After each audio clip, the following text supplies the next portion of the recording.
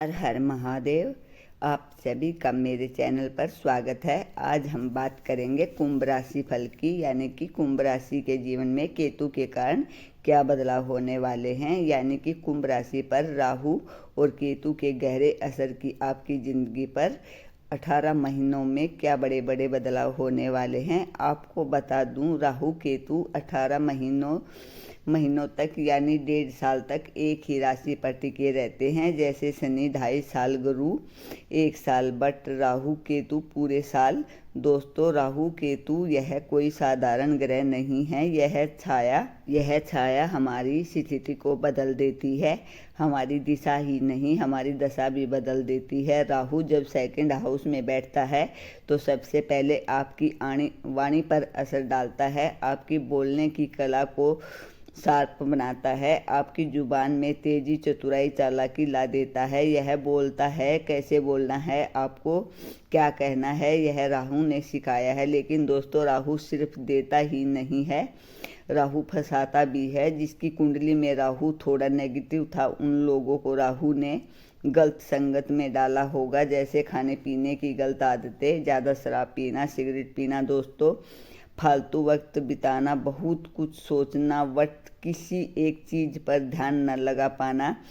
ऐसे लोग भी अपनी लाइफ में भटकाव में महसूस करते हैं। राहु का असर हो सकता है। और हाँ दोस्तों, राहु ने बहुत से लोगों को से झूठ भी बुलवाया होगा, लेकिन आगे चलकर वही बात भारी पड़ सकती है। इसलिए दोस्तों, 18 मई तक आपको संभल कर रहना था। राहु आपको चालाक बनाता है, पर ज़्यादा चालाकी भी नुकसान देती है। दूसरी भविष्यवाणी आप ध्यान से सुन लीजिए। 18 मई के बाद क्या होने वाला है। 18 मई को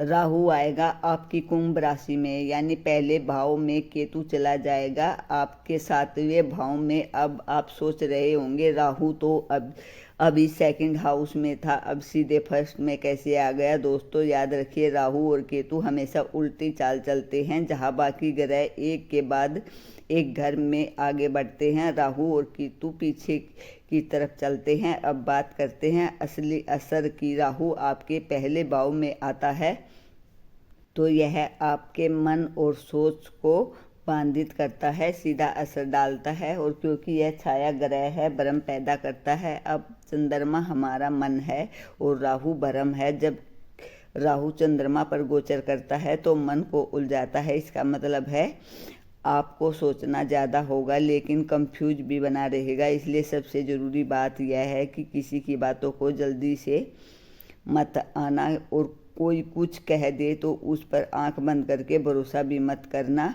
खासकर कैरियर, रिश्तों और पैसों की बात सोच समझ कर करना, कदम उठाना। और देखो दोस्तों, मैं आपसे झूठ नहीं बोल रही हूँ, जब भी अच्छा ही होगा जब होगा। लेकिन सच यही है कि राहु अगर सही में समझा जाए तो यह सावधानी का संकेत है। यह आपको सीधा रास्ता भी दिखा सकता है और भटका भी सकता है। फैसला आपके हाथों में है। तीसरी भविष्यवाणी, अब बात करते हैं एक बड़ी बात। राहु आपके अगले भाव में आएंगे, वही शनि की 7.5 का तीसरा और आखिरी चरण भी शुरू होगा। अब इसका मतलब यह हुआ कि 3 चीज़ें जो मैं आपको अब परेशान किया है, जैसे कैरियर, लोन दबाव, पारिवारिक दबाव, अब वह है उनसे सब आप बाहर निकलने का रास्ता ढूंढना शुरू करेंगे। राहु जब पहले भाव में आता है ना, तो यह आपको चालाक बनाता है, लेकिन आप जानते हैं कि कैसे लोन चुकाना है, कैसे उन टेंशन से बाहर निकलना, कैसे शत्रुओं से निपटना। यह तरीका वह शिकल आपके पास है। सिर्फ इतना ही नहीं, जो घर परिवार में खटपट चल रही थी उसको भी संभालने की बहुत ही सोच राहु आपको देता है। कैसे परिवार को जोड़ना है, कैसे घर के लोगों के साथ तालमेल बैठाना है, आपका फोकस उस पर ही भी जाएगा।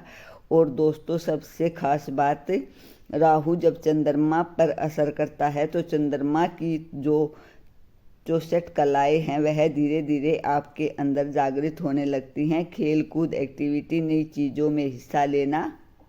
आज की वीडियो में बस इतना ही। वीडियो पसंद आई हो तो लाइक, कमेंट और जय श्री कृष्णा अवश्य लिखें।